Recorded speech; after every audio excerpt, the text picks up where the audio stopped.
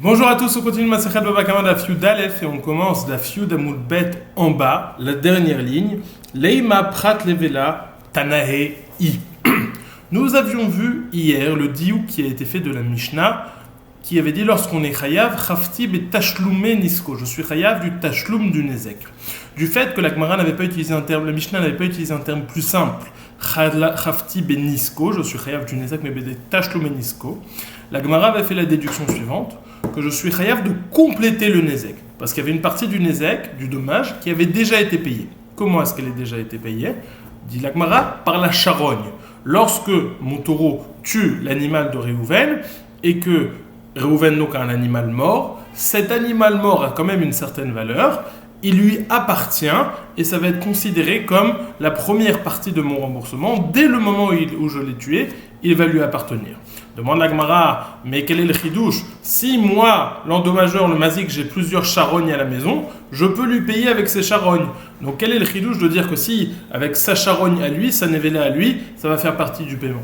Dit la Gemara, le chidouche, c'est l'iprat nevela. Pour la diminution de valeur entre le moment de la mort et le moment où moi, le mazik, je vais commencer activement à payer et à rembourser le dommage que j'ai causé. Dès le moment où je le tue, ça va être considéré comme appartenant au Nizak et déjà remboursé vis-à-vis du Nizak. Donc même si à ce moment-là il vaut 100 et que plus tard il va valoir 80 au moment où on va arriver au Beddin pour trancher qui est Chayav, qui est pas tout, dès le moment où ça vaut 100, je suis Chayav et c'est considéré comme... Dès le moment où ça vaut 100, je suis considéré comme ayant déjà remboursé 100 et n'ayant plus qu'à rembourser le reste. Ça, c'est ce que nous avons vu hier à la fin du Daf Yud. Dit la Gemara, sur ça, on avait ramené 3 psukim pour savoir cela. Premier pasuk, Make nefesh behema yeshal mena. Deuxième pasuk, Im tarof yitraf yavieu eid atrefa vehamet yilo. On avait expliqué pourquoi est-ce que nous avions besoin de ces 3 psukim. Maintenant, aujourd'hui, au début de ce Daf Yud Aleph, nous allons nous concentrer sur ce pasuk intermédiaire. Im tarof yitraf vevieu eid atrefa. Si on parle ici dans le cas d'un shomer sachar, duquel qui était responsable d'un animal, et l'animal a été dévoré. Tarof yitraf, il a été dévoré par un autre animal. Veyavieu, il va l'amener eid atrefa, un témoin ou eid sur la treifa. Alors que veut dire ce pasuk? Comment le lire? Hier, nous avons vu une lecture. Aujourd'hui, nous allons proposer différentes lectures. Déjà, est-ce qu'on parle d'un animal qui a été dévoré sans négligence de la part du shomer sachar ou avec une négligence? Ça va être le sujet de la discussion entre Tanakama et Abba Shaul, que nous allons voir tout de suite. Dit la Gemara, Leima Prat Nevela Tanae. Disons que ce sujet, si le Prat Nevela, c'est la diminution de valeur de la Nevela entre le moment de la mort et le moment du Psak Din, à savoir si c'est pour le mazik ou si c'est pour le nizak, qui est-ce qui va perdre là ces 20, par exemple, de diminution? Disons que c'est une marloquette Tanaïm. Jusqu'à présent, nous avons dit que c'était sûr que la perte était pour le nizak. Disons que c'est une marloquette Tanaïm, des Tania, car nous avons enseigné dans une braïta. Im tarof itraf yavieu ed. Im tarof itraf yavieu ed. Que veut dire ce mot ed? On va voir une discussion, comment l'interpréter. Abba yavi eidim shenitrefa beones ou pato. Tanakama nous dit, ça fait référence à des témoins. Il yavié ou ed, il va amener ed, milachon edim, un témoignage. Et on parle d'un shomer sachar qui dit que ça a été fait beones, qu'il a gardé convenablement et que malgré tout l'animal a été dévoré, donc il est pato. Sur ça, Tanakama nous dit, im tarof itraf, s'il a été dévoré beones, alors que le shomer sachar a convenablement gardé, yavié ou ed, il va amener des témoins au Beddin que ça s'est fait beones et il ne fera pas tout. Ça, c'est la lecture de Tanakama. Maintenant, que dit Abba Shaul? Abba Shaul Omer, yavi aidouda leveddin. Abba Shaul nous dit, non, ça fait référence, ce mot ed fait référence au mot edouda, qui est un autre terme pour définir une charogne, une nevela, cet animal qui est mort. Et donc Abba Shaul nous dit, tu dois amener cet animal mort au Beddin, parce qu'on parle dans un cas où tu as été négligent et donc tu es chayav de payer, il faut amener la charogne au Beddin pour la diminuer de la valeur que tu vas devoir rembourser. Il faut amener cette charogne au Beit Din. Et donc, dit la Gemara, on voit cette discussion entre Tanakama et Abba Shaul, on voit que Tanakama n'a pas voulu dire comme Abba Shaul et que Abba Shaul a dit comme ce qu'il a dit. Et donc, dit la Gemara, sûrement le sujet de leur marloquette, c'est sur qui revient cette perte de valeur entre le moment de la mort et le moment du Psak Din. Abba Shaul qui nous dirait tu dois l'amener au Beit Din pour qu'on fasse une évaluation, quel était le prix au moment de la mort, puisque c'est ça que ça viendrait nous dire. Eh bien, il pense que le Prat Nevela revient au Mazik, au Nizak, pardon, que le Prat Nevela revient au Nizak, que c'est pour la perte revient à l'endommagé, tandis que Tanakama qui n'aurait pas fait cette dracha, il penserait que Prat Nevela des Mazik, et donc il voit ça comme un remboursement normal. On voit en fonction de ce qui vaut au Beit Din. S'il décide de rembourser avec les charognes, il peut, mais c'est au moment du Beit Din qu'on va trancher cette discussion épave. Dit l'Agmara, Maïlav be'akamiflig et de Marsavar Prat Nevela de Nizak ou Marsavar de Mazik avait dit l'Agmara, n'est-ce pas que c'est ça le sujet de discussion entre Tanakama et Abba Shaul, qu'un tel pense, c'est-à-dire Abba Shaul pense que le Prat Nevela est au Nizak, tandis que Marsavar de Mazik avait un qui pense que ça revient au Nizak, donc c'est ça qui nous dit Yavi et Douda le Beit Din, il va amener la charogne au Beit Din, tandis que l'autre pense que Prat Nevela de Mazik. Dit l'Agmara, lo, de Kula Alma de Nizak. Ve'acha betoach nevela kamiflige. Dit l'Agmara, non, tu as mal lu la discussion entre Tanakama et Abba Shaul. Tout le monde est d'accord que la diminution de valeur entre le moment de la mort et le moment du Beit Din, ça revient au Nizak, et ça, il n'y a pas de discussion là-dessus. Quelle est la discussion réelle entre Abba Shaul et Tanakama? C'est qui est-ce qui doit, cet animal qui est tombé dans un puits, par exemple, qui est-ce qui doit payer ou qui doit sortir cet animal du puits?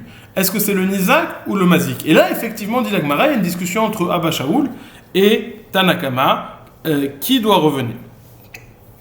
Abba Shaul nous dit c'est le Mazik, puisqu'on dit c'est le Shomer Sachar qui doit sortir cette charogne morte du puits, et il doit la sortir, donc c'est le Shomer Sachar, donc c'est celui qui est responsable du dommage, tandis que Tanakama nous dirait ça revient sur le Nizak. Dit la Gemara, Vehatanya, comme on voit, Vehatanya, Harim Obrim, Minayin, She Alba Labor, Lehalot, Shor Miborot, Talmud Lomar, Kesef, Yashiv, Liv Alav, Vehamet. Comme on a vu dans une Braïta, on voit la Shita de Chachamim, qui nous dit que lorsque il y a un animal qui est tombé dans le puits, alors le propriétaire du puits est censé rembourser Kesef Yashiv Liv Alav Vehamet. On arrête le pasuk au milieu comme s'il est écrit, il doit rendre l'argent au propriétaire et le mort. C'est à lui de rendre le mort à son propriétaire. Donc ici on a une discussion. Qui est censé sortir la charogne de l'état où elle est pour la ramener? Est-ce que c'est le Mazik ou le Nizak? Mais tout le monde serait d'accord, dit la Gemara, que Prat Nevela, des Nizak, que la perte de valeur entre la mort et le Beit Din revient au Nizak. Enfin, c'est pour lui.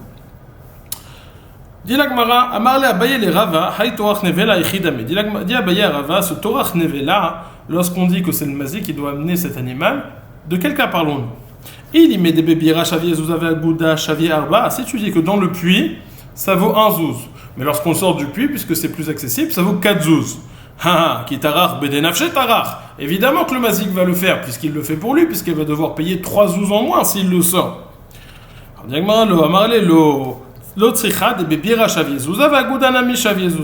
On parle d'un cas où c'est le même prix si l'animal est dans le puits ou si l'animal est en dehors du puits. Et donc on dit donc ça ne fait pas de différence. Et donc, c'est là que la Torah vient dire, sache monsieur le Mazik, que c'est à toi de sortir cet animal du puits.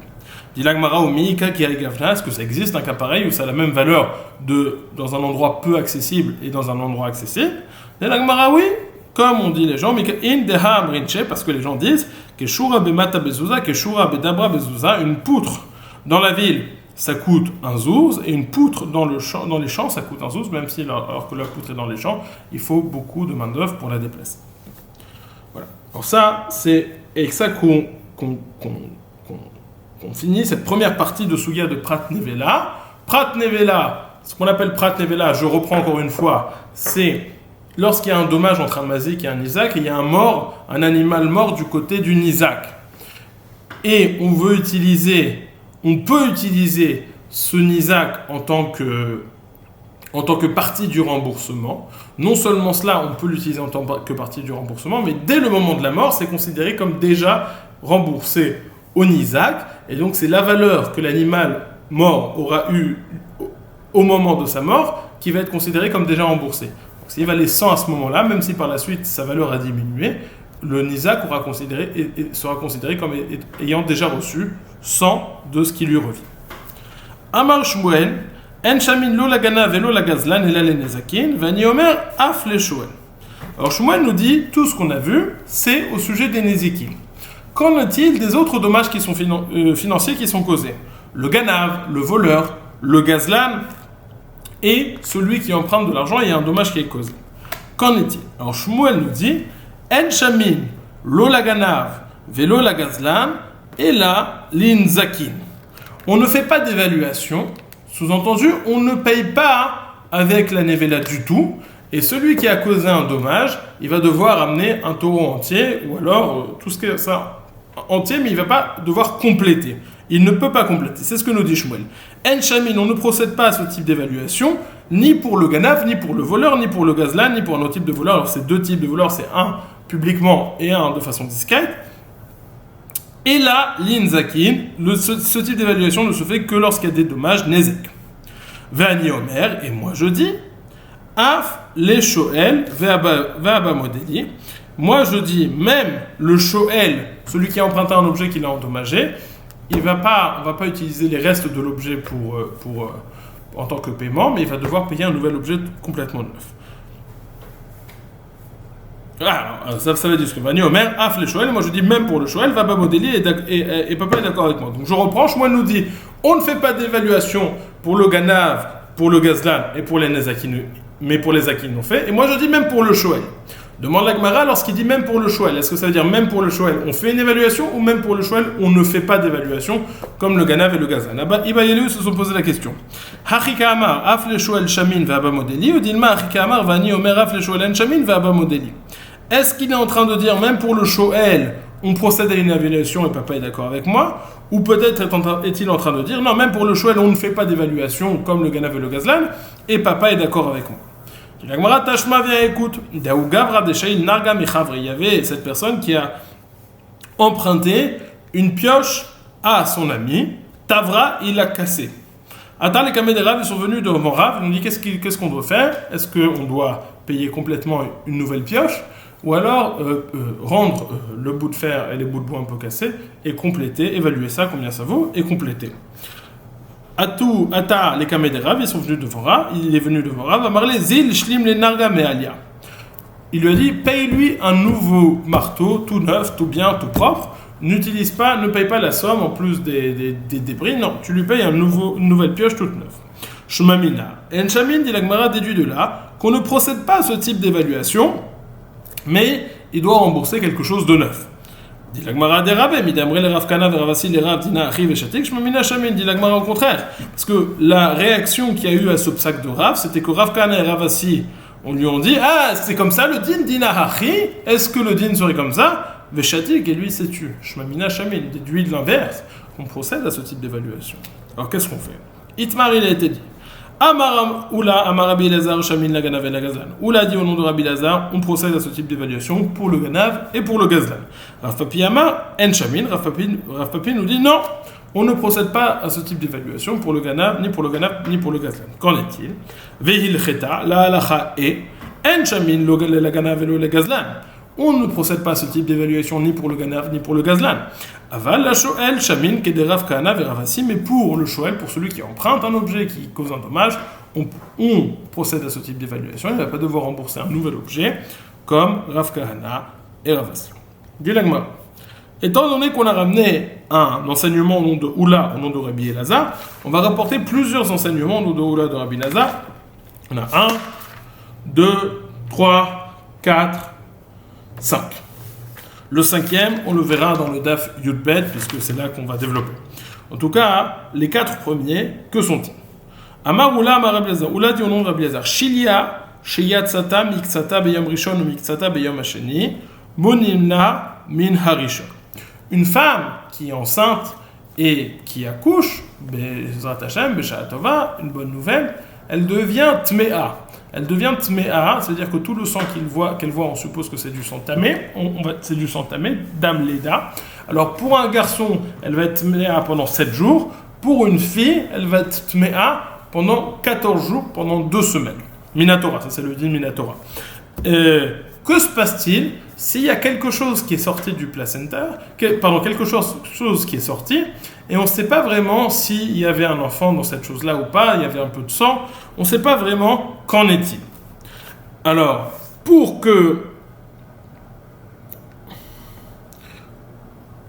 considérer ça comme une naissance, et pour dire que l'enfant est déjà né, il faut ou que la tête de l'enfant soit sortie, ou que la majorité du corps de l'enfant soit sortie pour commencer le process des 7 ou des 14 jours de Touma. En l'occurrence, si on ne sait pas, mais ça fait qu'elle va compter les Khumra, 14 jours de Touma.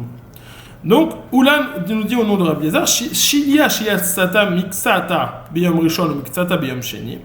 Si une femme qui était enceinte, il y a une partie du placenta qui est sortie le premier jour 1, et une partie du placenta qui est sortie le jour 2. Et on se pose la question, est-ce que cette femme, elle a déjà accouché qu'à partir du jour 2 ou dès le moment du jour 1 ? Qu'est-ce qu'on voit dans ce placenta ? On ne voit pas vraiment un vlad, mais on voit qu'il y a du sang, on suppose que le vlad a été écrasé un moment, et donc c'est pour ça qu'on a cela. On ne peut pas définir, voir ici, voilà, ça c'est le bébé, ça c'est la tête, malheureusement. En tout cas, qu'est-ce qui se passe ? À partir de quand va-t-on supposer qu'elle a déjà accouché ? C'est-à-dire qu'au moins la tête est sortie, ou alors la majorité du corps du bébé. Alors, dit la Gemara, dit Oula au nom de Rabbi Eliezer, Shilia, Shiyatsata Miktsata Biyom Rishon, Miktsata Biyom Sheni, si elle est sortie en partie le premier jour et en partie le deuxième jour, Moninla Minarishon, on commence à compter les jours de Touma dès le premier jour. Dès le premier jour, on va dire, ça y est, elle commence à compter les 14 jours. Amarle Rava, Madatra, Rava dit à Oula au nom de Rabbi Eliezer, qu'est-ce que tu penses ? Les Khumra, tu vas être mahmir ? Khumra de Atelide Kula, de Kametaharat, la Mirishon. Toi, tu vas être mahmir, tu veux dire, on va être mahmir, on va commencer, dès le premier jour, elle va commencer à compter, elle va être méa. Il dit oui, mais si tu commences à compter le premier jour, tu vas t'arrêter 14 jours plus tard. Et peut-être qu'il fallait commencer le deuxième jour, et il y a un jour qui va sauter. Et donc, après le 14e jour, tu vas considérer qu'elle est Théora, alors qu'en fait, elle est en réalité Tméa. Donc, comment peux-tu être mahmir ici ? Et c'est une Khumra qui va emmener une Kula par la suite. Lui a dit Rava Aoula. Et là, Rava dit, faut pas dire qu'elle est Tméa, qu'elle commence à compter dès le premier jour. Et là, Rava, la Chouch Rochechet, Bimnan Lomamnia, elle a l'échelle. Elle craint que peut-être c'est une naissance dès le premier jour, donc elle va supposer qu'elle est tméa dès le premier jour, mais elle ne va commencer à compter les jours de Dam Leda, les 14 jours, qu'à partir du deuxième jour, Mimnia, Lomemania et la Léchén. Elle ne va commencer à compter qu'à partir du deuxième jour. À partir du deuxième jour, elle va nous compter 14 jours, donc en tout, elle aura 15 jours de Touma. Maintenant, qu'est-ce qui se trame derrière ça, à savoir si elle commence à compter du premier jour ou elle commence à compter du deuxième jour ? Il y a 2 questions qu'il faut résoudre ici, qui sont l'une après l'autre. Première question, est-ce que lorsqu'il y a une partie du placenta de la chilia qui sort, est-ce que c'est possible qu'elle était vide, qu'il n'y avait pas de vlad du tout dedans ? Ou alors, on va dire, il n'y a pas de chilia, de placenta qui sort sans qu'il y ait un vlad, sans qu'il y ait un enfant dedans. Et donc ça, c'est la première question. Première question, lorsque cette partie du vlad est sortie le premier jour, est-ce qu'il y avait un vlad, lorsque cette partie du placenta est sortie le premier jour, est-ce qu'il y avait un enfant dedans ou pas ? Est-ce qu'il y avait une partie d'enfant dedans ? Deuxièmement, s'il y a un enfant, est-ce que c'était la majorité ou est-ce que c'était seulement une partie ? Et donc, pour pouvoir supposer qu'elle est tméa dès le premier jour, il va falloir supposer ces 2 conditions. Premièrement, il y avait un enfant. Deuxièmement, il n'y avait pas seulement un enfant, mais il y avait la majorité de l'enfant ou la tête de l'enfant qui est sortie. Dit la Gemara, si tu commences à me dire que c'est dès le premier jour je dois être rochesh la Touma, ça veut dire, numéro 1, que c'est sûr qu'il y avait un enfant dedans, et c'est pour ça que je peux me permettre de craindre Mider Abanan. Peut-être que cet enfant qui était dedans, c'était la majorité ou c'était la tête. Mais si je n'ai même pas cette certitude que dans tout placenta il y a un enfant, alors je ne peux pas être mahmir à dire peut-être il y a un enfant et peut-être c'était la majorité. Ça c'est deux étapes, c'est ce qu'on appelle sfek-sfeka, c'est trop, on ne demande pas d'être mahmir dans ce cas de sfek-sfeka. Donc tik la Gemara. Si tu me dis que dès le premier jour je suis Rochesh Limita, ça veut dire que tu as la certitude que dans toute partie de placenta, il y a un enfant. Et ça c'est ça le chidouche de Oula au nom de Rabbi Elazar expliqué par Rava. Sache qu'à chaque fois qu'il y a une placenta, dans chaque morceau de placenta, il y a un enfant, même si tu ne le vois pas, il y a un fœtus, même si tu ne le vois pas, c'est parce qu'il est écrasé complètement. Dit la Gemara, Maïka Mashmalan, quel est le chidouche de Oula au nom de Rabbi Elazar? Chez des En Miktsat Shilia Belovlad, ça veut dire que à chaque fois qu'il y a un petit peu de placenta, on suppose qu'il y a du sang, il y a un enfant dedans. Dit la Gemara, Tanina. On a déjà enseigné cela. Shilia shiatsata miktsata, asura be'achila, siman vlad be'isha, siman vlad bivhema. Dit la Gemara, on a déjà enseigné cette notion que lorsqu'il y a dans toute partie de placenta, il y a forcément un enfant. Où est-ce qu'on a enseigné cette notion? Au sujet d'un animal auquel on a fait la shrita. Et avant la shrita, il y a une partie du placenta qui est sortie. Après la shrita, il y a une partie du placenta, il y a le reste du placenta qui est sorti. Alors, quelle est la question qui se pose lors d'un animal? Lors d'un animal, on a ce principe que lorsqu'on fait la shrita à un animal, tout ce qui se trouve dans l'animal devient permis à la consommation, même si on n'a pas fait la shrita. Donc, même s'il y avait dans le corps de cet animal un enfant qui est étouffé complètement, une fois qu'on a fait la shrita à la mère, l'enfant est permis à la consommation sans avoir fait la shrita, sans avoir besoin de faire la shrita à l'enfant. Ceci dit, si avant qu'on fasse la shrita, l'enfant a sorti un membre, le bébé vache a sorti un membre, alors ce membre devient interdit sans shrita. S'il a sorti la majorité de son corps, alors même ce qui est à l'intérieur devient interdit à la consommation sans faire de shrita. Ok, donc ça c'est le principe. Ce qu'on appelle, c'est voilà. Lorsqu'on fait la shrita à un animal, ça permet tout ce qui est à l'intérieur. Si ça a sorti un membre, avant la shrita, le membre est interdit, même s'il est retourné à l'intérieur après. S'il a sorti la majorité du corps, même tout ce qui est à l'intérieur reste interdit. On dit la Gemara, dit la Breita, que se passe-t-il si on n'a pas un membre qui est sorti, mais on a une chilia du placenta, il y a une partie du placenta qui est sortie avant, une partie du placenta qui est sortie après. Chilia shiatsata miktsata, à partir du moment où il y a une partie du placenta qui est sortie avant, même si toute le placenta n'est pas sorti avant la shrita, on a fait la shrita, il y a tout le placenta qui sort, on n'a pas le droit de consommer tout le placenta. Chilia shiatsata miktsata, asura be'achil. Pourquoi? Là encore, on sait que dans la moitié de cette partie de chilia, de placenta qui est sortie avant, il y avait un vlad. Toute la question c'était est-ce que c'était la majorité ou pas? Et donc là on va être recherche que c'est la majorité pour dire sûrement peut-être c'est la majorité qui était dedans et donc tout le placenta devient interdit à la consommation. Pardon, tout le placenta devient interdit à la consommation. Chilia shiatsata miktsat asura be'achila siman vlad be'isha siman vlad be'behema. Donc dit la Gemara, si c'était pour me dire que à chaque fois que j'ai une partie de placenta, je suis rochesh, je dois craindre, à chaque fois que j'ai du placenta, c'est sûr qu'il y avait un enfant dedans. Donc c'est pour ça que je peux passer à l'étape d'après, est-ce que je suis rochesh s'il y a la majorité ou pas? Ça, je l'ai déjà enseigné au sujet de la shrita d'un animal. Et on a dit, Gemara a dit, siman vlad be'isha, siman vlad be'behema, les mêmes critères pour définir s'il y a un fœtus dans le placenta d'un animal, c'est les mêmes critères pour définir s'il y a le fœtus dans le placenta d'une femme. Dit la Gemara, répond la Gemara, Imimatitin avamina, de yesh shilia, de yesh miktsat shilia belovlan, l'exera miktsata atukula kamashmala. Dit la Gemara, non. J'ai besoin de l'enseignement de Oula au nom de Rabbi Elazar pour m'enseigner ce din que en miktsat shilia belovlan. Dans toute partie de placenta, c'est sûr qu'il y a au moins une partie d'enfant dedans. Ah, et pourquoi alors? Et j'ai besoin de l'enseignement de Oula de Rabbi Elazar. Pourquoi? Parce que j'aurais pu expliquer la shrita de l'animal différemment. J'aurais pu dire c'est sûr qu'il n'y a pas d'enfant dedans dans cette partie de chilia qui est sortie, dans cette partie de placenta qui est sortie. Pourquoi j'interdis? Je fais une xéra quand il y a une partie de la chilia qui est sortie avant.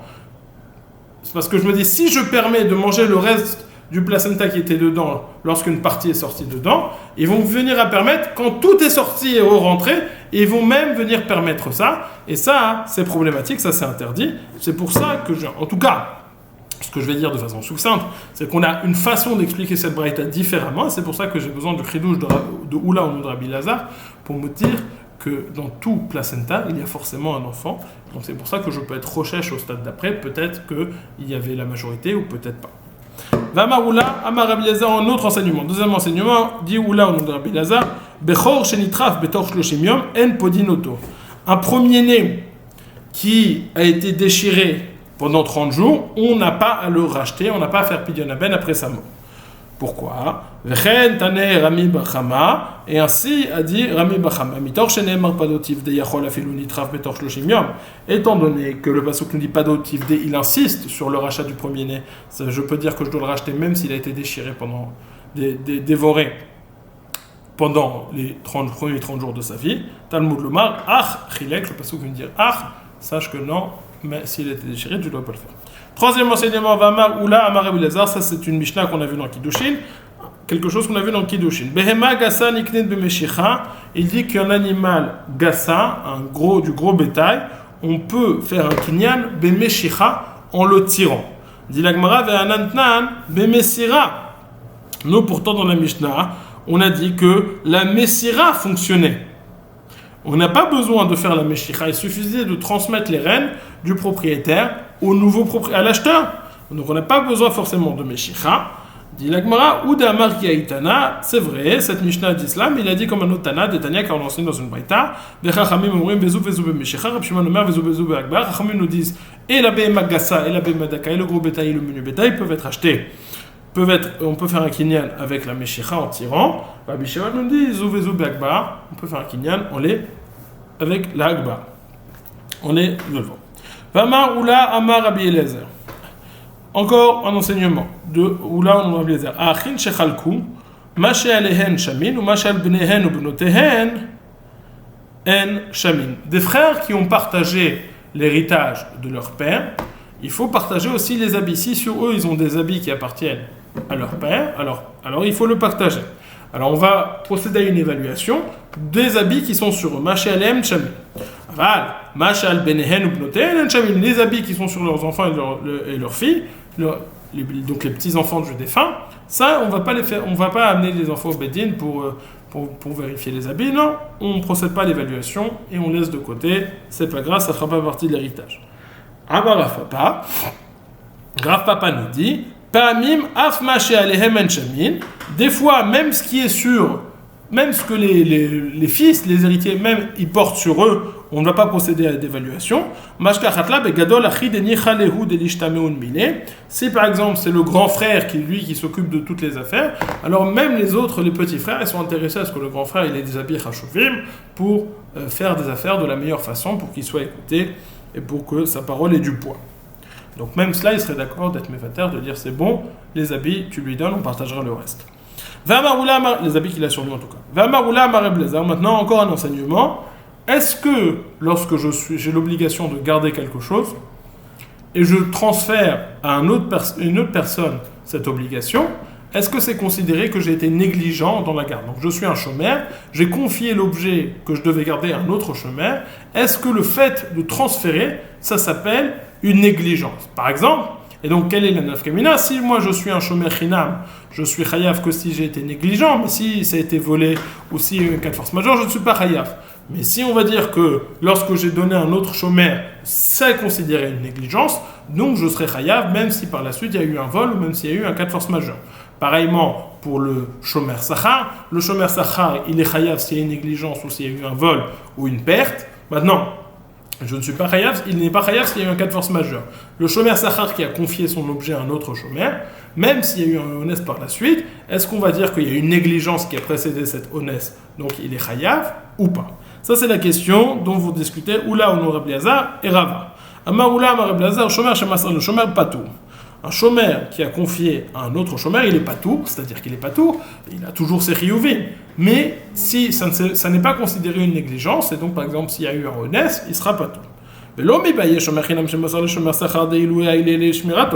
Non seulement un chômeur chinam qui a transmis à un chômeur sachar, et donc le chômeur sachar, sa nature c'est de garder mieux puisqu'il a plus de chiyuvim, malgré tout, ça c'est évident que c'est considéré une meilleure shmira, il n'y a pas de négligence de la part du chômeur premier. Et là, filou shomer sachar shemassar le shomer chinam, mais même un shomer sachar qui a plus de responsabilités, qui a transféré cet objet à un shomer chinam, ce n'est pas considéré une négligence. Et donc, s'il n'y a pas eu de négligence de la part du deuxième, et le premier ne sera pas chayav. De'ashta garoué garele shmirato, même si c'est un shomer sachar qui a transmis un shomer chinam, donc un shomer chinam qui a moins d'obligations, ou donc il a diminué a priori dans la shmira, ça ne s'appelle pas une négligence de la part du shomer sachar. Nami patou, sharem basar le beddat, il est aussi patou parce que il a effectivement transmis cet objet à quelqu'un de conscient qui fait attention, et donc ça n'est pas considéré une négligence. Rava, quant à lui, nous dit non. Rava nous dit shomer shemasar le shomer chayav. Le shomer qui a transmis son objet, qui a confié son objet à un autre shomer, il est chayav. Non seulement, non seulement si c'est un shomer sachar qui a donné un shomer chinam, donc il a diminué le niveau de la shmira, évidemment il sera chayav, dit Rabba, et la filou shomer chinam shemasar le shomer sachar, même un shomer chinam qui a transféré l'objet à un shomer sachar, le fait de l'avoir donné à quelqu'un d'autre est considéré une pshia, il sera chayav sur ça. Pourquoi? Puisque le propriétaire il dit, moi je ne crois pas qu'il n'y a pas eu de négligence, puisque toi, je t'ai confié à toi, je te crois, je te crois. Mais lui, rien ne me dit, je ne me repose pas sur sa choix, sur ce qu'il va jurer. Donc, toi, tu dois me rendre des comptes, toi, tu vas être hayav à moi. Et donc, il va être hayav, même si par la suite, le second shomer va jurer qu'il n'y a pas eu de négligence de sa part. Voilà, on a fini le Daf Yud Aleph. Premièrement, on a vu la question de Prat Nevela. On avait voulu proposer que c'était une marloquette entre Abba Shaoul et Tanakama, on a dit que non, ça n'était pas une marloquette, tout le monde est d'accord que c'était pour une Isaac. La seule marloquette était qui devait la déplacer, qui devait sortir cet animal du puits ou la déplacer à l'endroit où il devait être. Enfin, par la suite, nous avons vu la question entre Shmuel, est-ce que ce procédé d'évaluation, ça se fait? Est-ce que ce procédé d'évaluation, ça se fait pour les Nézikin? Qu'en est-il du Ganav, du Gazlan et du Shoel? On a tranché la halakha. Pour le Ganav et pour le Gazlan, on n'évalue pas, mais pour le Shoel, on évalue, il va devoir rembourser le reste. Suite à ça, on a rapporté plusieurs enseignements de Oula au nom de Rabbi Eliezer. Premier enseignement, Yesh Miksat Shiliab, En Miksat Shiliab Elovlad. À chaque fois qu'il y a du placenta, on va supposer qu'il y a un enfant dedans, même si on ne le voit pas, on va supposer qu'il est écrasé. Et donc, ça va nous permettre de passer à un stade suivant, au stade d'après, pour avoir des craintes. Peut-être qu'il y avait la majorité de l'enfant ou pas, l'afkamina, pour supposer est-ce que la femme est tméa dès le premier jour ou pas, lorsqu'elle a une partie du placenta qui est sortie le premier jour et le reste le deuxième jour. Deuxième enseignement, un Bechor, un premier-né qui a été déchiré pendant les 30 jours de sa vie, on n'est pas chayav de lui faire pidyon aben. Troisièmement, il dit qu'un animal de gros bétail, on peut lui faire un kinyan on doit faire un kinyan avec le Meshicha. On a dit, il pense comme le Tana d'une braïta de Chachamim. 1, 2, 3, 4. Il y en avait 6 peut-être. Peut-être j'ai mal compté, il y en avait 6. 1, 2, 3, 4, 5, 6. Il y en a 6. Quatrième enseignement, les frères qui ont partagé, est-ce qu'on va devoir procéder à une évaluation des biens qui se trouvent sur eux, des habits qui se trouvent sur eux? Alors, les habits qui se trouvent sur eux, oui. Les habits qui se trouvent sur leurs enfants, non. Et Rafa nous dit des fois, même les habits qui se trouvent sur eux, ils sont mévater. Et enfin, dernier enseignement, est-ce que le shomer qui a confié l'objet qu'il devait garder à un autre shomer, c'est considéré une négligence de sa part et donc il va être hayav quoi qu'il en soit? Selon Oula Rabbi Eliezer, non. Selon Rafa, oui. Passez une excellente journée.